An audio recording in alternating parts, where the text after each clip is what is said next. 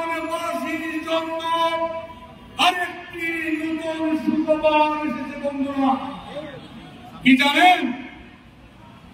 যিনি বিগত 35টি বছর সম্প্রীতির বাংলাদেশের রূপকার দাবি করে বাংলাদেশের রাজত্ব করেছে, অত্যন্ত লজ্জার বিষয়।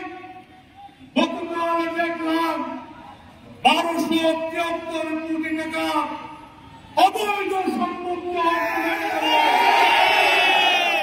বাহাদুরের বিরুদ্ধে মামলা রুজু করার নির্দেশ প্রদান করা হয়েছে। বীর বাহাদুর সাহেবের সুনজরে পড়েছে, বলে না এমন কোন নেতা বাংলার বলে না। 2021 সালে ইন্ডিয়ানের মাধ্যমে পৌরসভা ভোট ডাকাতি করে একজন দুর্নীতিগ্রস্ত লোককে ফিরিয়ে বাংলাদেশ পৌরসভায় নির্বাচিত করেছিল। এই মঞ্চের পিছনে দাঁড়িয়ে বান্দরবানের পার্বত্য এলাকার পাহাড়ের ঐতিহ্যবাহী রয়্যাল ফ্যামিলির রাজা সম্পর্কে অত্যন্ত কটূক্তিমূলক বক্তব্য দিয়ে দিয়েছেন। তিনি একটি সময় অংশ চৌধুরীর বাসার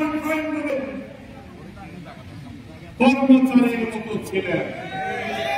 1991 সালে রাজ পরিবারের দ্বারা ক্ষমতার মস্তকে বসে সর্বপ্রথম রাজাদের যে ঐতিহ্য ছিল সম্পূর্ণভাবে সুপরিকল্পিতভাবে বাংলাদেশের রাজকন্যাকে বন্ধ করেছেন।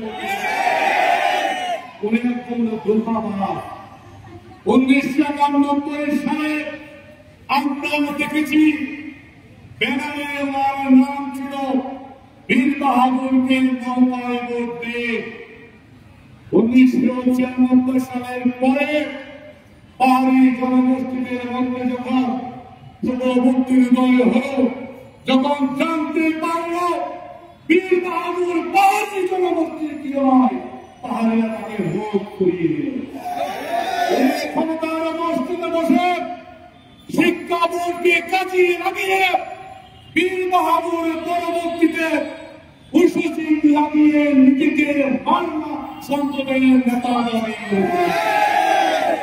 আজকের তার বিরুদ্ধে হাজার হাজার কোটি টাকার দুর্নীতি আমরা শুনতে পেয়েছি। আমরা প্রশাসনকে অবিলম্বে ওনাকে গ্রেপ্তার করার দাবি জানাচ্ছি। বীর বাহাদুরকে গ্রেপ্তার করলে হবে না, ওনার যে দোষর আছে গত 12-17টি বছর যা উন্নয়ন মডেল জিনিস বিভিন্ন সংস্থায় লুটে খেয়েছে, প্রত্যেকটা অর্থনৈতিকভাবে ইনকাম করেছে, প্রত্যেকটা অবৈধ ইনকামের হিসাব দিতে। আমি বক্তব্য দীর্ঘায়িত করব না। রাগে আমরা মারে